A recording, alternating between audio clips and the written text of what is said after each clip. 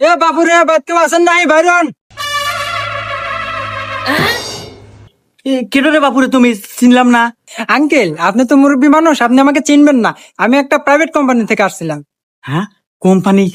এ গাদা সোহেল, এ তারপরে একটা চেয়ার নে, এ দেখ কোম্পানির লোক আছে, বসবে দে। এ যা বসিয়ে দিতে বসবে। স্যার বসেন। এ গাদা, এটা তো দেহে মনে হইতেছে বাপ সবচেয়ে সরকারি অনেক বড় অফিসার। শোন, আমাদের মনে হয় অনুদান দিবে যাচ্ছে, কথাবার্তা এইভাবেই অনেকবো। এবারে কথা কই। আচ্ছা আচ্ছা।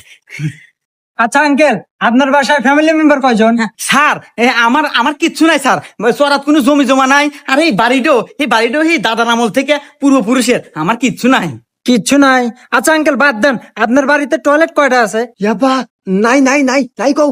হ্যাঁ, ও টয়লেট দিব মনে হয়, তাই না? আচ্ছা আচ্ছা। স্যার, আমার বাড়ির টয়লেট নাই স্যার, আগার মোটেও নাই, আমরা অনেকে